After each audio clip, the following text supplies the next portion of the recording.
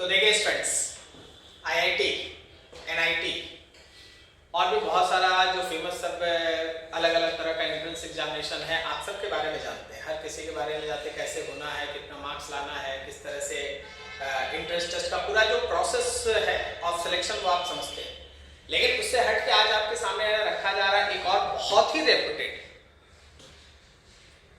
IISER, Indian institute of science education and research. इस पूरे examination process के बारे में, आखिर इसमें कौन कौन सा कॉलेजेस इन्वॉल्व है, इसमें किस चीज का पढ़ाई होता है, कैसे आप इसके अंदर एडमिशन ले सकते हैं। तो एक्चुअली हुआ क्या ना कि जब एक्चुअली हमारे देश में है ना साइंटिस्ट का थोड़ा कमी भी है, ये आप भी समझते हैं, हम भी समझते हैं। तो गवर्नमेंट जो इतनी बड़ी बॉडी है जो पूरा देश चला रही है, उसको भी ये बात का समझ है कि हमारे पास साइंटिस्ट और रिसर्च फेलोज का ना कमी है। तो लोग क्या क्या एक अलग तरह का एक यूनिवर्सिटी, और यूं कहो कि IISER के नाम से 7 कॉलेजेस को कंबाइन करके एक नए तरह का ऑटोनोमस इंस्टीट्यूट को एस्टैब्लिश किया, गवर्नमेंट ऑफ इंडिया एस्टैब्लिश किया, जिसके लिए है ना आपके सामने आ जाए ना, हम आपको उसका पूरा इंट्रोडक्शन देंगे कि आप इसके अंदर किस किस चीज का पढ़ाई कर सकते हैं, कैसे एडमिशन लिया जा सकता है, और इसके अंदर अगर एडमिशन लेंगे तो हम लोग का फ्यूचर जो कैरियर है, फ्यूचर है जो हम लोग जिसके लिए काम करते हैं, वो आखिर होगा क्या। ठीक है, तो चलिए हम लोग इंट्रोडक्शन स्टार्ट करते हैं। इसमें आप शुरू से लेकर लास्ट तक इस वीडियो को आराम से देखिएगा, आपको हर तरह का इंफॉर्मेशन मिलेगा। सैलरी कहाँ तक जाता है, कैसे एडमिशन लेंगे, एडमिशन से लेकर सैलरी तक, और आगे का कैरियर क्या है, ये सब एक एक करके हम लोग देखेंगे। ठीक है, तो चलिए हम आपके सामने बताते जाएंगे, पीछे हमारे स्लाइड चलता जाएगा जिसमें उस सब चीज का है ना एक बात रखा गया। तो सबसे पहले IISER, Indian institute of science education and research, जो इंडिया के 7 प्रीमियम रिसर्च इंस्टीट्यूट्स का एक ग्रुप है। इसमें 7 रिसर्च इंस्टीट्यूट्स है इंडिया का, उन सबको कलेक्टिवली इसके अंदर डाला गया है। ठीक है, गवर्नमेंट ऑफ इंडिया जो है उसको एस्टैब्लिश की है ताकि अंडर ग्रेजुएट स्टूडेंट्स को साइंस और रिसर्च के फील्ड में आगे बढ़ाया जा सके। साइंस एंड रिसर्च ये इसका मोटो है, ध्यान रखिएगा। इसका बेसिक थीम यही है कि साइंस और रिसर्च। तो अगर आप इस पर्टिकुलर ग्रुप ऑफ इंस्टीट्यूट में से किसी को भी ज्वाइन करते हैं तो आप कैरियर में आगे जाके इस पाथ पे आगे बढ़ सकते हैं, रिसर्च कर सकते हैं, साइंटिस्ट बन सकते हैं। ठीक है, अब देखो इसमें जो आपके पास है कि इसमें एडमिशन लेने का प्रोसेस क्या है, और जितना भी इंपॉर्टेंट कंसेप्ट है कि आखिर इसमें एडमिशन कैसे लेंगे, कितना नंबर लाएंगे, क्या करेंगे, इन सब के लिए आप इस पूरे चीज को है ध्यान से देख के समझते चलिए। ठीक है, चलिए आगे देखिए। इस पर्टिकुलर जब आप IISER में बात करते हैं ना, तो इसमें आप जो स्टडी करते हैं वो होता है बायोलॉजिकल साइंस के बारे में, chemical science, data science, economic science, earth and climate science, जो आजकल बहुत ट्रेंड में है। अर्थ एंड क्लाइमेट साइंस, अगर आप ये सोचते हैं ना कि एक बेस्ट फील्ड कौन है जिसमें अगर हम लोग कैरियर बनाएं तो हमारा कैरियर एकदम लगभग सुरक्षित होगा। देखिए फिक्स तो किसी चीज का नहीं, हम ये बात बोल रहे हैं कि ऐसा डेफिनेट तो हम कहीं कुछ नहीं बोल सकते, लेकिन सबसे अच्छा फील्ड है ना अर्थ और क्लाइमेट साइंस है।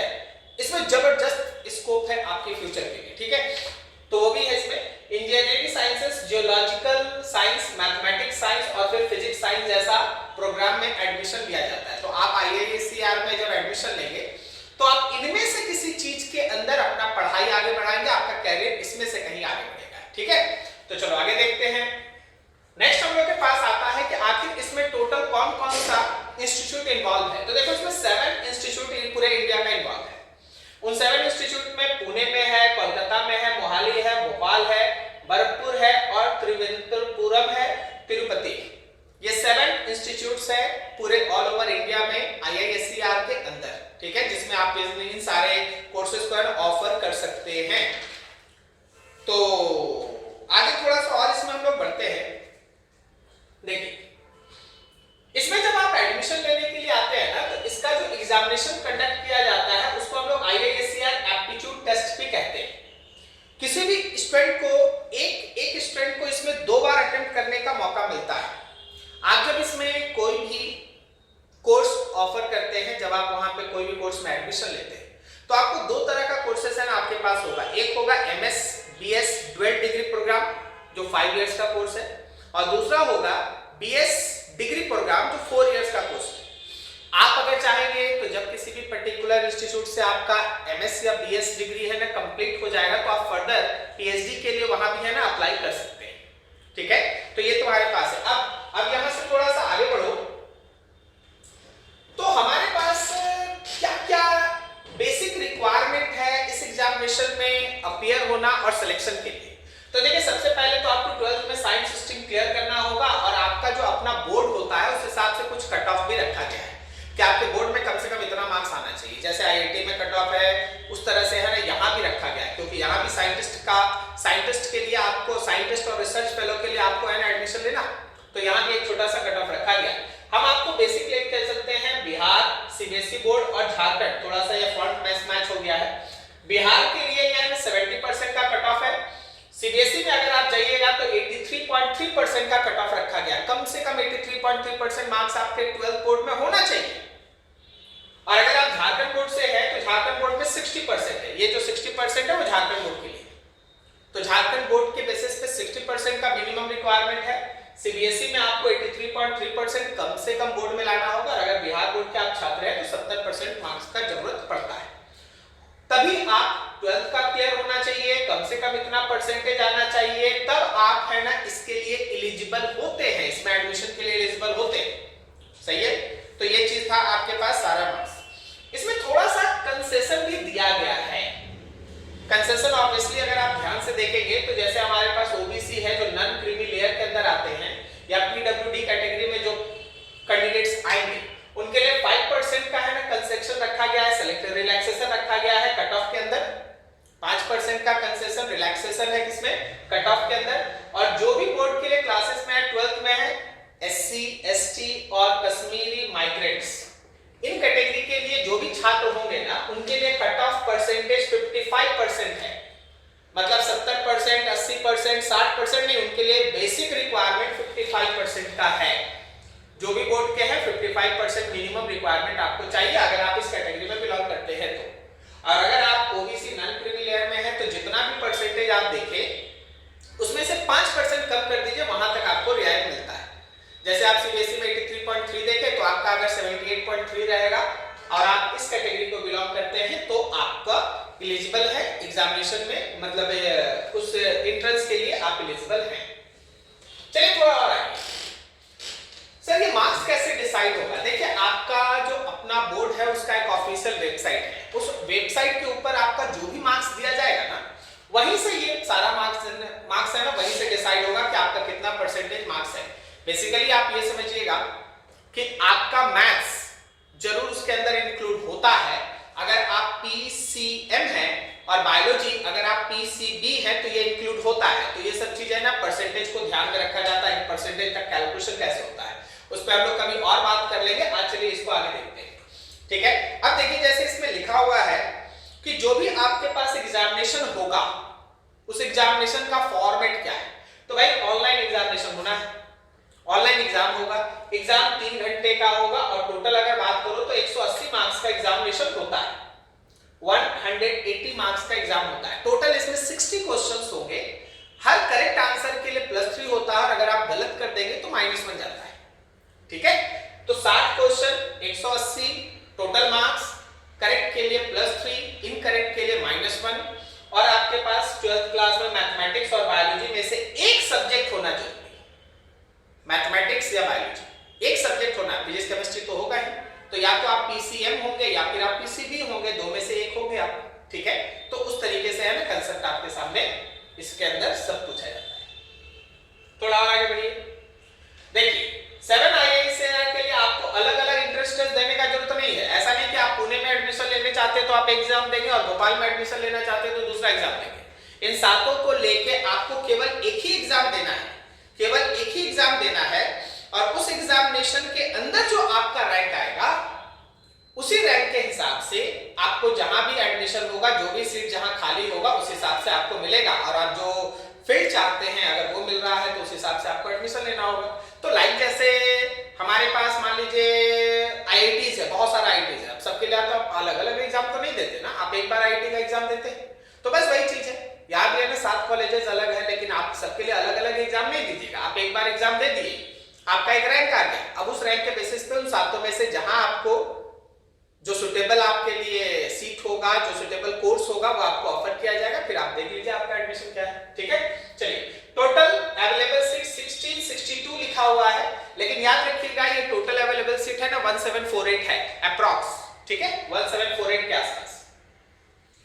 आगे देखो इसमें हम लोग किस तरीके से और एडमिशन ले सकते हैं। अगर हम लोग है ना IISER का अपना टेस्ट अडॉप्ट ना करें, हम चाहते हैं कि इसमें एडमिशन का दूसरा चैनल क्या है, किस तरीके से हम अलग से एडमिशन ले सकते हैं। तो भाई आप इसमें KVPY के फेलोशिप रैंक के हिसाब से भी जा सकते हैं। अगर आप पहले ही से KVPY का फेलोशिप आपको मिला हुआ है तो भी आप उसके बेसिस पे IISER के अंदर अप्लाई कर सकते हैं, या फिर आप IIT JEE एडवांस के थ्रू जा सकते हैं। JEE एडवांस में अगर 10,000 रैंक के अंदर आपका रैंक आता है तो आप इसके लिए अप्लाई कर सकते हैं, या फिर आप SCB यानी स्टेट एंड सेंट्रल बोर्ड के थ्रू भी आप इसमें अप्लाई कर सकते हैं। ठीक है, तो इसमें जो कॉमन मेरिट लिस्ट में 10,000 रैंक आना चाहिए, किसके लिए बोल रहे हैं? IIT के लिए। अगर आप IIT JEE एडवांस क्लियर कर लिए हैं, 10,000 के अंदर रैंक आता है, तो आपको इसका IISER का एंट्रेंस टेस्ट देने का जरूरत नहीं है। आप IIT के रैंक के बेसिस पे आप इसमें अप्लाई कर सकते हैं। ठीक है, चलिए आगे। सर क्या एक से ज्यादा प्रोसेस के थ्रू अपने एडमिशन को कैरी कर सकते हैं? देखिए आप अप्लाई कर सकते हैं। आप KVPY के फेलो भी हैं और आप IIT में भी एक अच्छा स्कोर किए हैं, तो आप दोनों के थ्रू अप्लाई कर सकते हैं। लेकिन आप जो भी एप्लीकेशन डालिएगा, हर एप्लीकेशन के लिए आपको इंस्टीट्यूट का जो फीस है, जो एग्जामिनेशन का फीस है, वो आपको पे करना पड़ेगा। ठीक है, फीस कैसे रखा गया है? तो देखो जो हमारे पास है ना जनरल कैटेगरी में आप मान लीजिए कि 2000 रुपीस का आपका फीस है, और SC ST कैटेगरी में अगर आप बिलोंग करते हैं तो 1000 रुपीस का आपका एग्जामिनेशन फीस लगेगा। ठीक है ना, कम से कम कैंडिडेट को 75% मार्क्स होना चाहिए। वो तो आप ऐसे भी जानते हैं कि JEE एडवांस के चैनल के थ्रू अगर आप जाएंगे तो कम से कम 75% मार्क्स होना चाहिए, तभी आप JEE एडवांस में लें। सही है, तो उस हिसाब से अगर आप एक से ज्यादा फॉर्म फिलअप करते हैं, फॉर्म फिलअप कहने का मतलब एक से ज्यादा क्राइटेरिया कैटेगरी को फिलअप करते हैं, तो आपको हर के लिए अलग अलग पेमेंट करना पड़ेगा। बस इसको ध्यान रखिए। ठीक है, हर के लिए गवर्नमेंट को फीस तो चाहिए ना, वो आपको देना होगा। अब देखिए आपके सामने बोला गया कि आखिर यहाँ पे हम लोग जो IISER के छात्र हैं, ठीक है, उसके लिए आगे का सब क्या बनता है। देखिए IISER में जो भी स्टूडेंट्स हैं वो इंडिया और दूसरे कंट्रीज में यूनिवर्सिटी में इंटर्नशिप का ऑप्शन मिलता है। मतलब आप वहां जाके भी है ना पढ़ाई कर सकते हैं, वहां भी जाके आप रिसर्च कर सकते हैं। आप इंडिया के कॉलेजेस में पढ़े हैं, लेकिन आप जो फर्दर स्टडी है वो अब्रॉड में करना चाहते हैं, किसी अच्छे कॉलेज और जो बाहर का अच्छा कॉलेज है वहां जाके करना चाहते हैं, तो आप वहां भी जा सकते हैं। ठीक है ना, ऑन कैंपस रिक्रूटमेंट भी होता है, तो ऑन कैंपस आपके पास। अब आई बात कि सर मिलेगा कितना, इतना पढ़ेंगे मिलेगा कितना। देखिए सबसे पहला लाइन, IISER में एडमिशन वही छात्र ले जिनको रिसर्च, साइंस फील्ड में साइंटिस्ट, इन सब बनने का शौक है, ज्यादा पैसा कमाने के लिए फील्ड नहीं है। सबसे पहला लाइन ये, ठीक है, उसके लिए बाकी सब फील्ड है। देखो 2012 में गवर्नमेंट ऑफ इंडिया ने इन सबको है ना नेशनल इंपॉर्टेंस की तरह है इंस्टीट्यूट को है ना कैरी किया था। नेशनल इंपॉर्टेंस मतलब देश को साइंटिस्ट चाहिए, देश को रिसर्च फेलोज चाहिए, देश को नए नए तरीके से आगे बढ़ने के लिए। 2012 का बात कर रहे हैं। ठीक है, तो अभी आप समझिए कि इसमें गवर्नमेंट भी ये समझती है कि इसमें जो बच्चा आ रहे हैं वो देश के लिए है ना साइंटिस्ट और रिसर्च फेलो की तरह काम करते। तो बहुत ज्यादा पैसा इसमें नहीं है, बट दैट इज सफिशिएंट कि बाकी सारे कॉलेजेस हैं जो प्राइवेट कॉलेजेस भी हैं जिनका पैसा इतना भी नहीं है। तो जैसे लिखा हुआ है कि एक टेक्निकल ऑफिसर के तौर पे 4,50,000 के आसपास का है ना आपका सालाना सैलरी बनता है, मिनिमम है, इससे ऊपर मिलेगा, मिनिमम कम से कम इतना है।